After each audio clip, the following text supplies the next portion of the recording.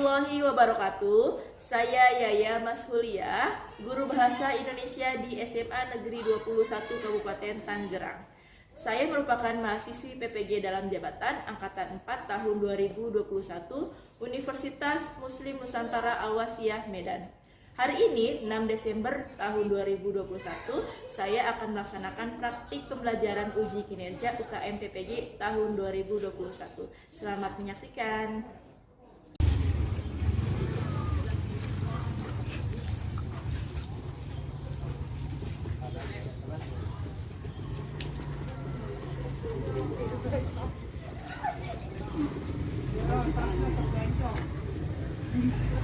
Mana ini yang pink lagi?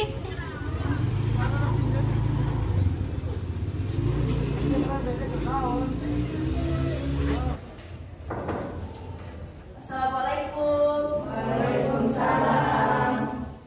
Selamat pagi semuanya. Sudah sarapan semuanya? Sudah. Sudah. Oke, untuk hari ini kita akan mulai pembelajaran. Tapi sebelumnya dipimpin dulu untuk doanya. Untuk kelas silakan dipimpin. Sebelum kita memulai pelajaran, sebaiknya kita berdoa dahulu. Berdoa dimulai.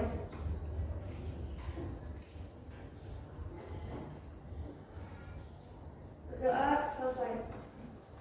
Oke, terima kasih. Untuk berikutnya Ibu akan absen dulu, cek kehadiran.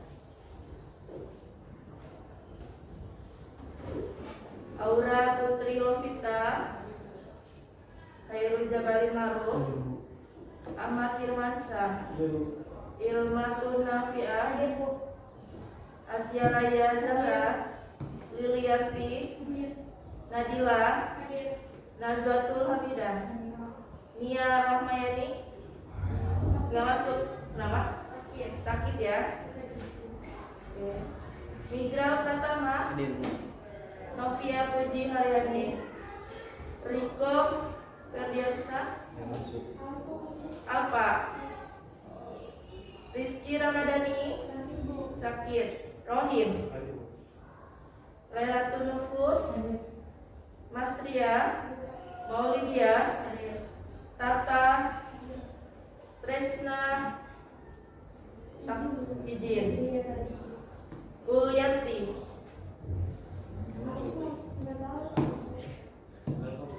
Alfa. Hari ini ada 2 orang yang Alfa ya. Oke,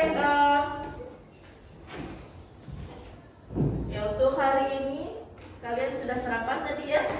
Nah, jangan lupa sebelum kalian berangkat ke sekolah harus sarapan terlebih dahulu. Untuk apa? Untuk menjaga kesehatan. Sekarang masih dalam masa pandemi, jadi kita harus selalu menjaga kesehatan. Tadi sarapannya sama apa, Rohim?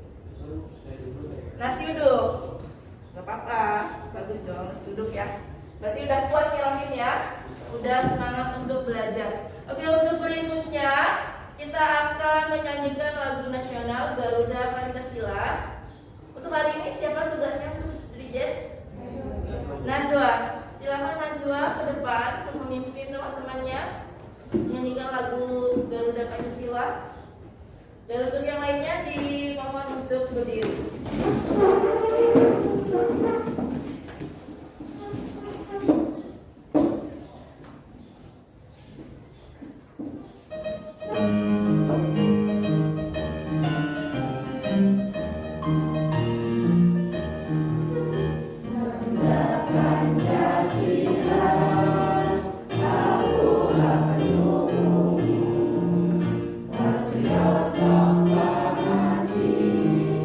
Sedia berkorban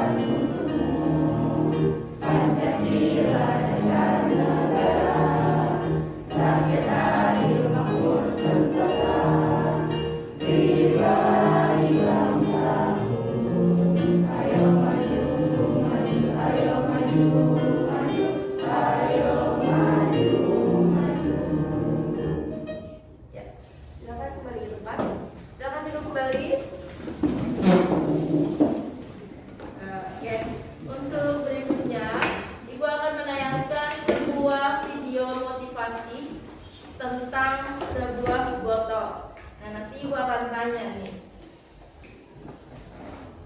Inti dari video ini apa? Nanti ibu tanya ya.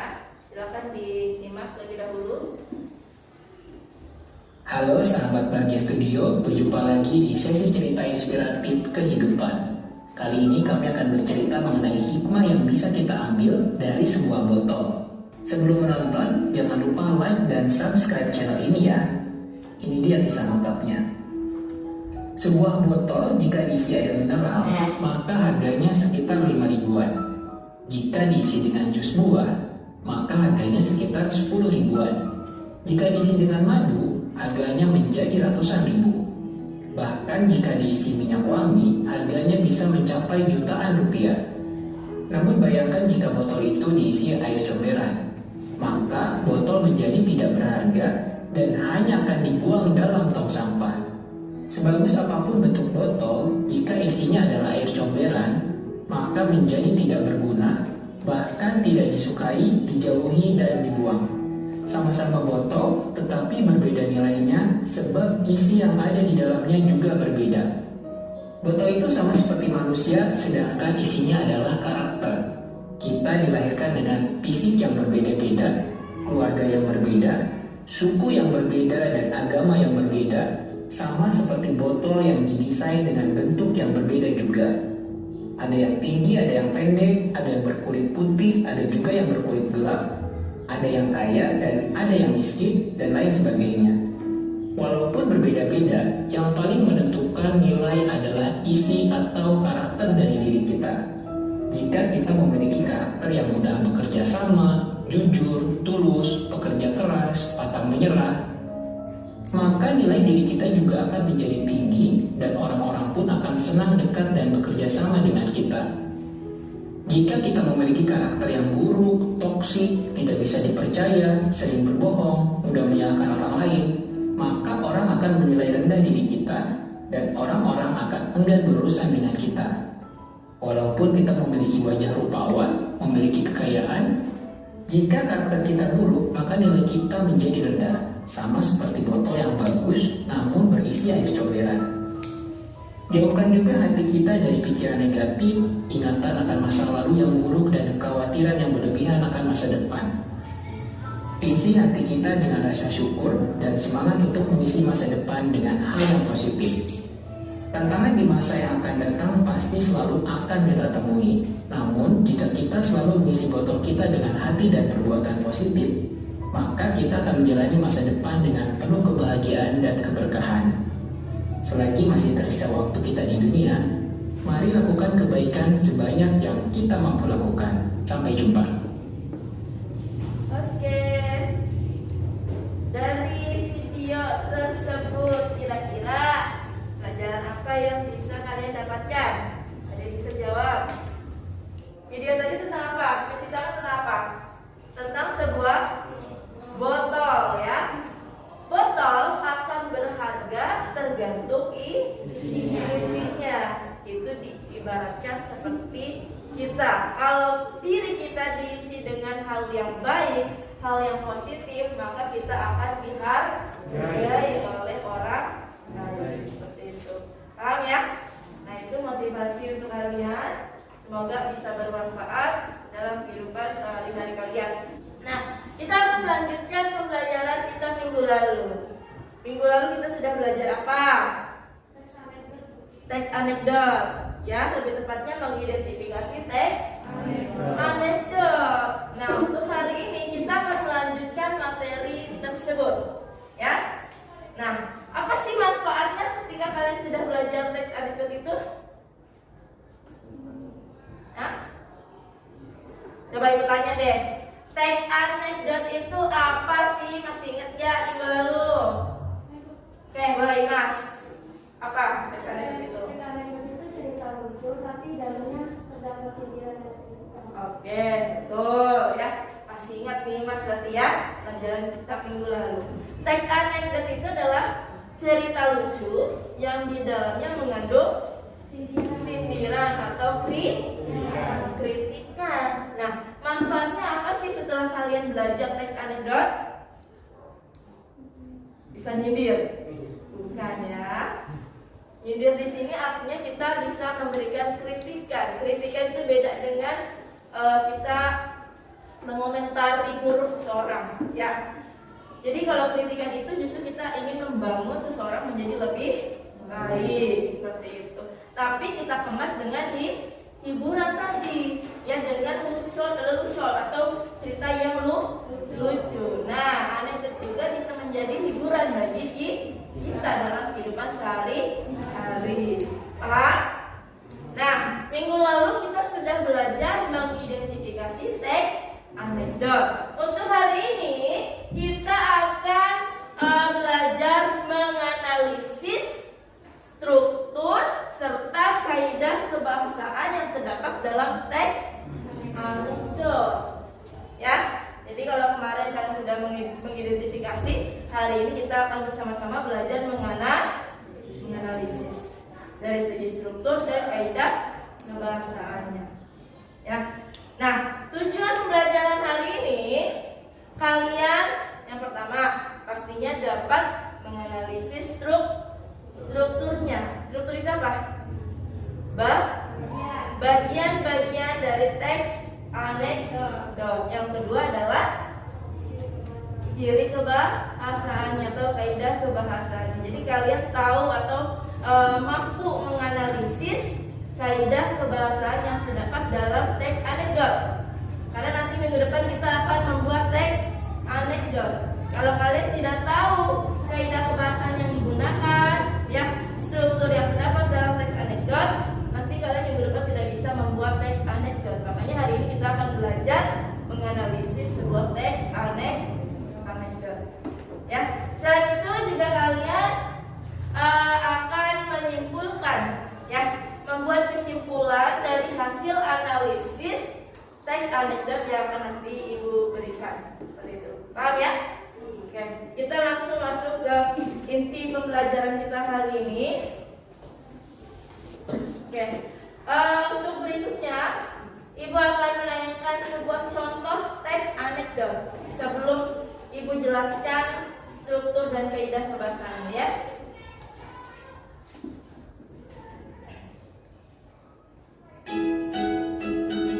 Ya, kalian baca teksnya.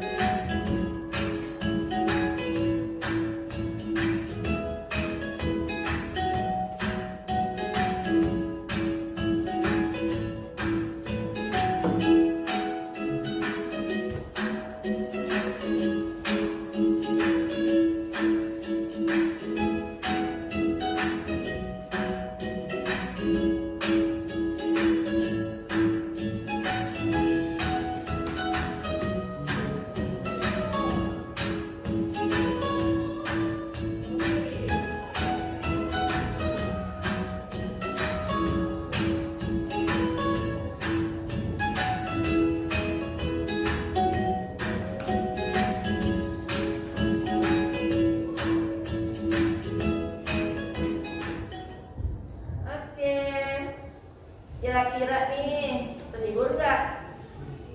Terhibur nggak? Terhibur. Nah, kira-kira cerita dari video itu tentang apa sih? Ada yang bisa menyimpulkan ceritanya? Oke, Raffi, coba ceritakan. Dari video tersebut ada dua orang sahabat yang sedang bercerita. Dari satu sahabat itu bercerita tentang seorang politikus yang memakai baju mahal, Bu. Nah, yang temannya saat itu bingung, kan tadi ada cerita, kok ini baju termahal sih? Terus menjawab, ternyata baju termahal tersebut adalah baju tahanan KPK. Nah, di sini disebutkan bahwa banyak sekali politikus yang korupsi dan memakai baju tahanan tersebut. Oke, tuh, bukan apa Rohim? Nah, jadi unsur lucunya dalam video ini apa sih? Tadi Rohim, unsur lucunya apa? Artinya bagi tahanan OTD ini. Ya. Bagi tahanan OTD kenapa bisa jadi bagi termahal gitu? Oke, betul. Ketika temennya si Iqbal ya, si Iqbal itu berkata bahwa banyak politikus yang memakai baju mahal, tanda kutip, ya mahal di sini artinya baju tahanan KPK, karena banyak politikus yang korupsi. Ya, kenapa dibilang mahal? Karena ketika mereka korupsi, misalnya dia korupsi 1 miliar, kemudian dia dipenjara dan menggunakan baju tahanan itu, nah maka baju itu dikatakan baju mahal, tanda kutip. Nah, di situ ya untuk unsur kelucuannya. Nah, untuk kritikannya apa kira-kira dalam teks itu? Kritikannya untuk siapa sih kira-kira? Untuk politikus ya, atau para pejabat di luar sana yang sering melakukan korupsi. Oke, terima kasih Rohim. Nah, untuk berikutnya ya, Ibu akan menampilkan sebuah PowerPoint.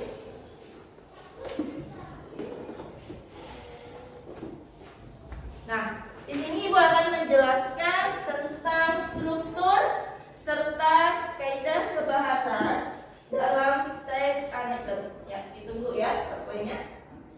Sedang loading. Oke.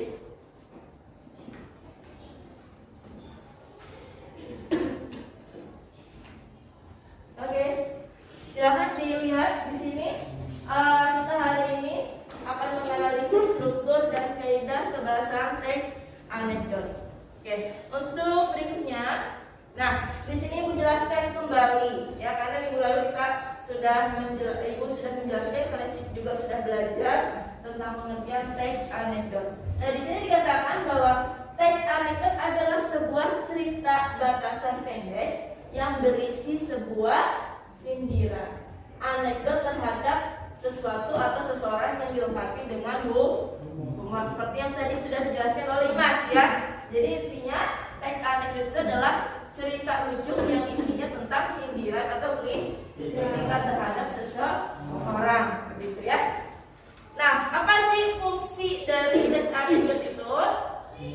Nah, fungsinya ini tadi ya, sebagai hiburan atau intermezzo, karena di dalamnya ada unsur lucu atau lelucon ya, tapi dilengkapi dengan sindiran. Oke, untuk berikutnya Ibu langsung akan menjelaskan tentang strukturnya.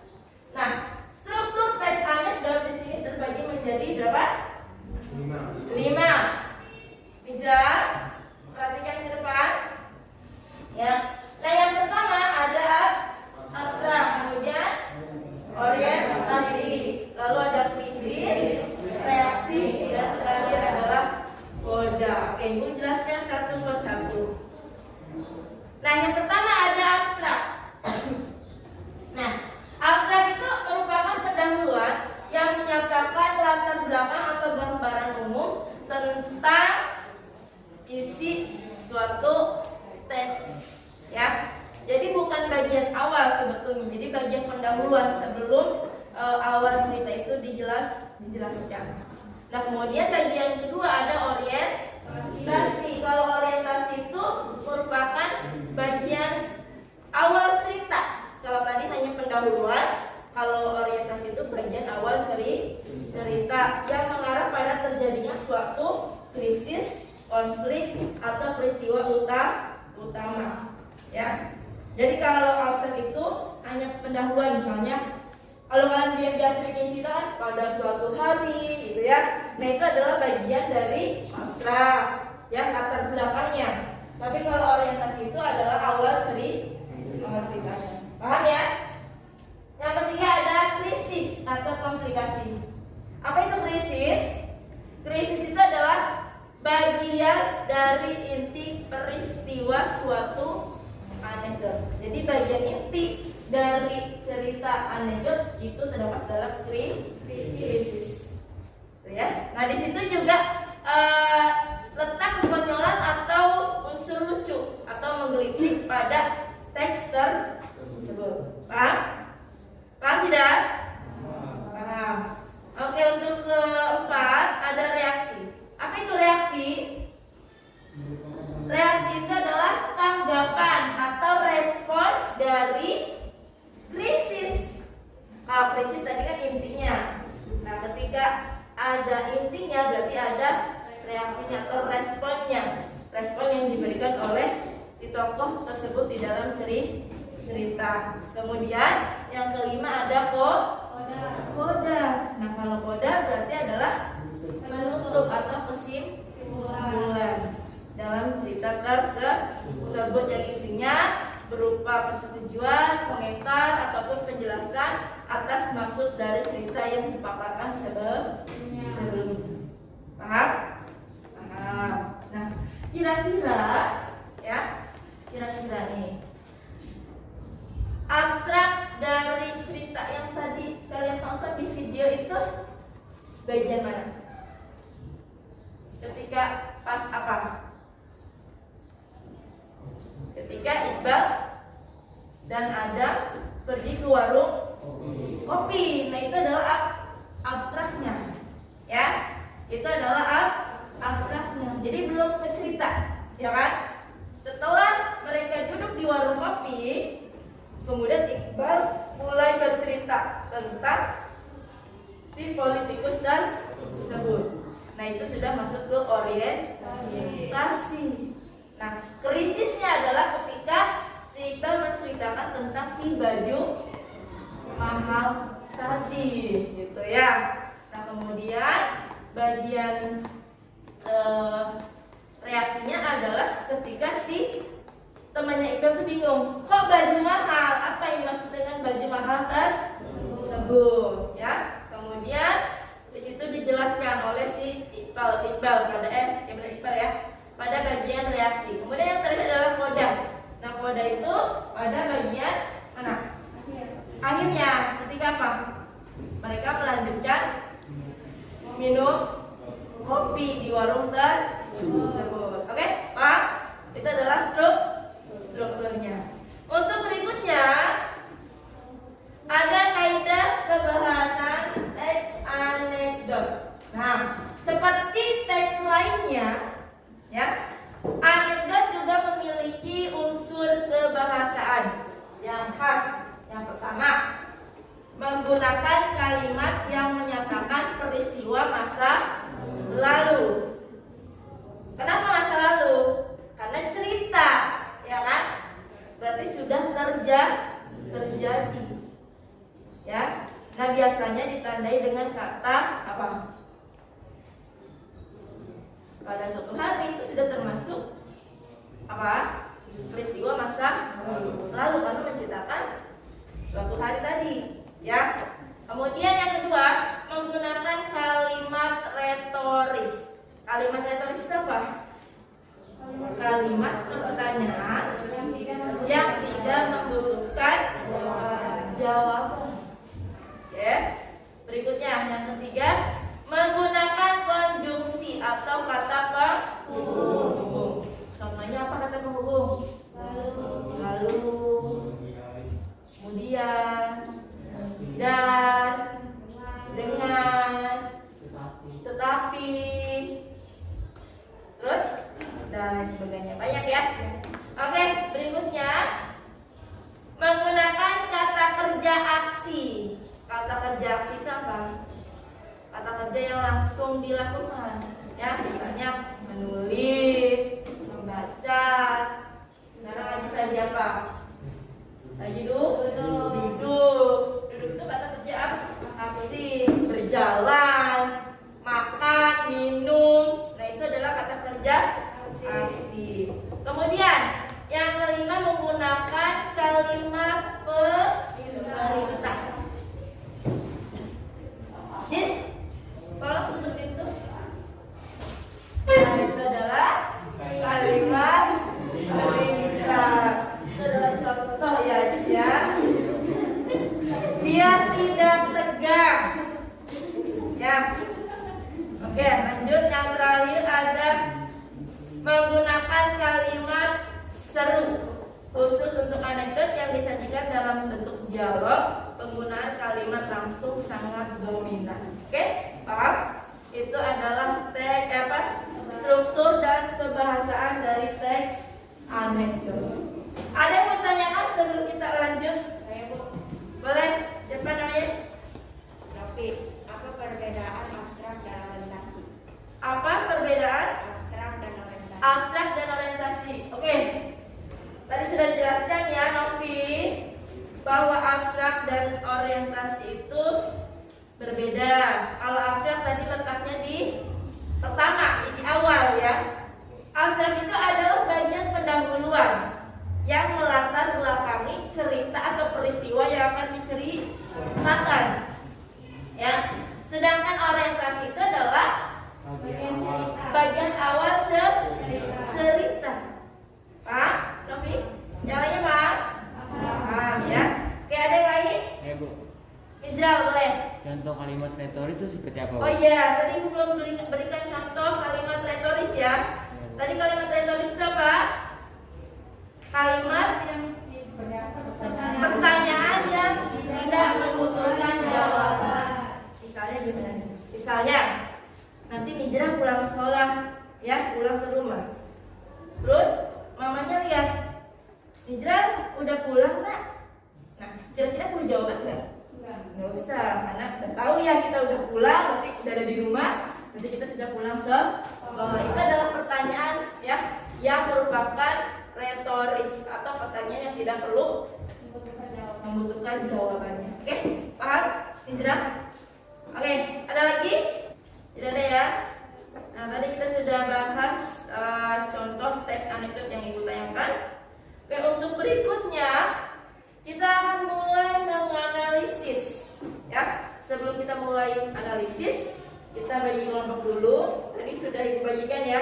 Pagi-pagi sudah Ibu bagikan di WA group. Silakan kalian duduk bersama teman kelompoknya. Silakan.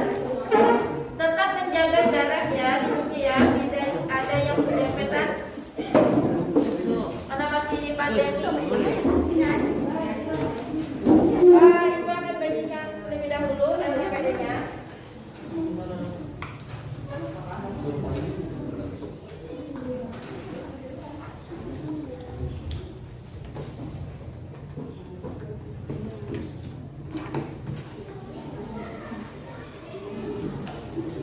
LKPD-nya sudah dapat semua? Nah, oke, tadi teman kalian bertanya ya, Ajis, katanya Ajis tidak bawa handphone. Nah, meskipun tidak bawa handphone, Ibu sudah siapkan di LKPD itu. Nah, nanti kan di sini kalian harus buka link ya, link Google Drive. Ya, kalian coba cermati dulu LKPD-nya. Nah, di sini setelah kalian buka link Drive, nanti kalian harus menganalisis struktur dan kaidah kebahasaannya. Nah, karena tadi teman kita Ajis ada yang nggak bawa handphone, Ibu sudah menyiapkan di halaman terakhir, ya.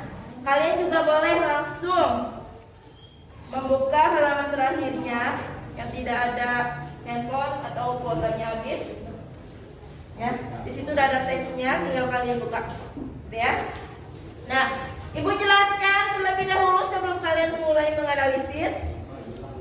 Nah, yang pertama kalian menganalisis struktur dari teks anekdot tersebut yang berjudul apa? Aksi maling yang tertangkap oleh CCTV. Nah, nanti kita lihat lucunya apa nih ya. Kemudian kalian tulis hasil analisisnya di tabel yang sudah Ibu sediakan, ya. Ibu sudah sediakan tabelnya. Begitupun dengan kaidah kebahasaannya. Di sini sudah Ibu berikan, sudah Ibu siapkan tabelnya. Dan yang terakhir, kalian harus membuat kesimpulan berdasarkan hasil analisis yang sudah kalian lakukan. Seperti itu, paham? Ada lagi yang mau ditanyakan? Tidak ada. Boleh, kalau tidak ada pertanyaan lagi, silakan kalian kerjakan. Tidak ada yang ribut ya. Tidak ada yang gaduh, silakan dikerjakan dengan tenang. Tetap jaga jarak, tidak ada yang pendekatan, paham? Oke, silakan dikerjakan di. Iya, kayaknya seorang warga melakukan pembangunan. Iya, itu tidak berlaku.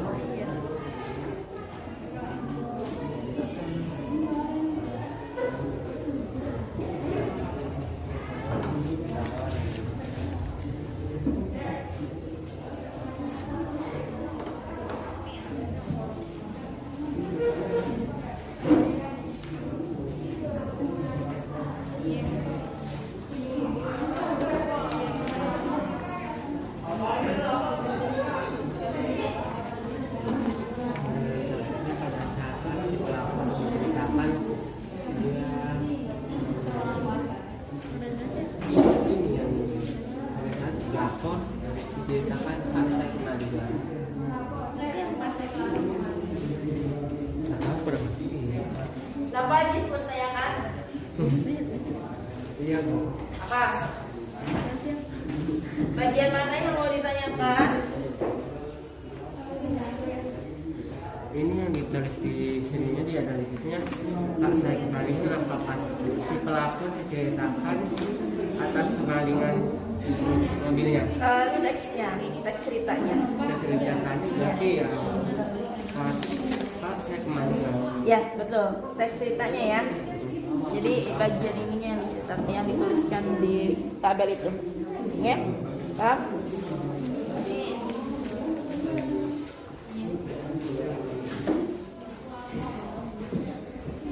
Ya masih belum dipahami, boleh ditanyakan lagi. 5 menit lagi ya waktunya ya. Silakan kalian tulis hasil analisisnya di tabel dan kalian siapkan untuk presentasi. Nanti bakal menunjuk salah satu kelompok untuk presentasi di depan, oke? Dipersiapkan ya bahan presentasinya. Nanti kalian jelaskan di depan. Kasih waktu 5 menit untuk menyajikan hasil analisisnya. Silakan.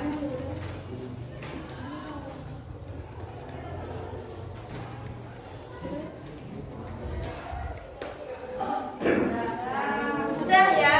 Oke, alhamdulillah. Untuk berikutnya, setelah kalian menganalisis struktur serta kaidah pembahasan dalam teks anekdot tersebut, Itu katanya kebanyakan. Ibu akan menunjuk salah satu kelompok untuk presentasi di depan menjelaskan hasil analisisnya. Ibu akan tunjuk ya. Minggu lalu kelompoknya Nijal ya. Sekarang kelompoknya Firman. Boleh? Siap Firman? Rohim, Dimas ya. Oke, siap tepuk tangan untuk kelompok Firman, Rohim dan Dimas. Yang lainnya boleh disimak terlebih dahulu. Ya, sambil kalian presentasi bahkan nilai proses presentasinya. Ya, silakan. Assalamualaikum warahmatullahi wabarakatuh.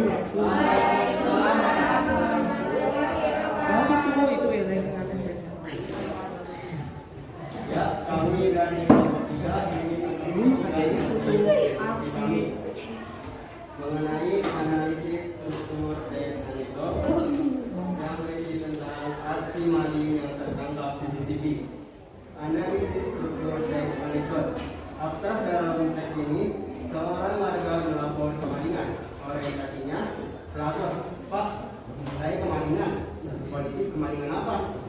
Pelapor, mobil Pak. Tapi saya beruntung. Krisisnya, polisi, kemalingan kok beruntung? Pelapor, ya Pak, saya beruntung karena CCTV merekam dengan jelas. Saya bisa melihat dengan jelas wajah malingnya. Polisi, sudah minta izin malingnya untuk merekam. Nah, ya. Nah, di sini juga tadi Ibu mau menambahkan ya, mau mengoreksi sedikit tadi pada bagian kalimat retoris. Tadi kalimat retorisnya di bagian mana? Kemalingan kok beruntung. Kira-kira ini kalimat retoris atau bukan? Bukan. Bukan. Yang betul yang mana, Jin? Itu tuh yang apa sih tadi? Sudah minta izin malingnya untuk merekam. Oh, udah mana ya? Mana? Sudah minta izin malingnya untuk merekam. Sudah meminta izin malingnya untuk merekam. Nah, di sini betul ya. Ini adalah kalimat retoris. Jadi ketika si polisi itu bertanya, sudah minta izin malingnya untuk merekam. Ini itu tidak harus diperkam. Silakan. Tapi di situlah letak leluconnya atau letak kelucuannya. Ya. Jadi itulah kalimat retoris yang terdapat dalam teks anekdota. Tapi secara keseluruhan tadi sudah bagus ya, Rahim, Firman. Tinggal diperbaiki yang masih kurang dan masih salah. Oke? Ada pertanyaan lagi sebelum kita lanjutkan? Tidak ada? Oke. Nanti dikumpulkan ya setelah ini tugasnya. Silakan duduk ke tempatnya masing-masing. Ya, sambil dikumpulkan ada PD-nya. Dikumpulkan lagi apa PD-nya? Ya, dikumpulkan. Nanti Ibu Layak.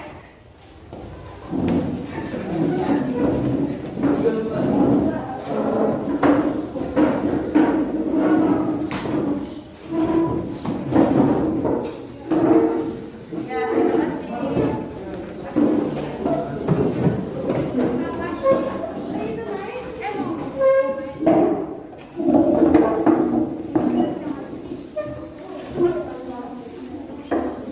Oke, untuk berikutnya kita langsung ke bagian penutup. Ya, dari pembelajaran kita hari ini, ya, kesimpulannya apa sih? Ya, kesimpulan pembelajaran kita hari ini apa? Kesimpulan dari pembelajaran hari ini bahwa teks anekdot itu adalah teks cerita hidup, jadi dalamnya terdapat sindiran dan kritikan. Oke, betul. Itu adalah kesimpulannya. Kemudian yang berikutnya, ada yang lain untuk menyimpulkan? Oke. Aura? Tidak? Nggak jadi, oke, nggak apa-apa. Oke, untuk berikutnya, hal menarik apa sih yang kalian dapatkan pada pembelajaran hari ini? Aura?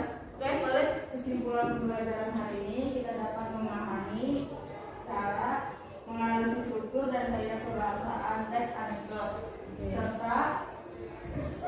serta menyimpulkan hasil analisis tersebut. Ya, betul. Hari ini hal menariknya kita dapat menganalisis struktur serta kaidah kebahasaan teks anekdot, juga menyimpulkan hasil analisis teks anekdot. Yang berikutnya, kendala apa sih yang kalian dapatkan? Sudah selesai teman kita hari ini?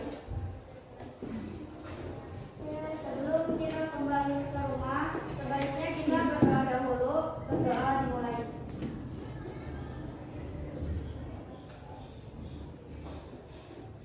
Doa selesai. Ya. Cukup sekian pertemuan kita hari ini. Jangan lupa langsung pulang ke rumah ya. Sampai rumah cuci tangan ya. Cuci tangan dengan sabun. Kemudian kalian langsung makan siang. Jangan terlalu banyak main. Ya, itu perhatikan nih login ya.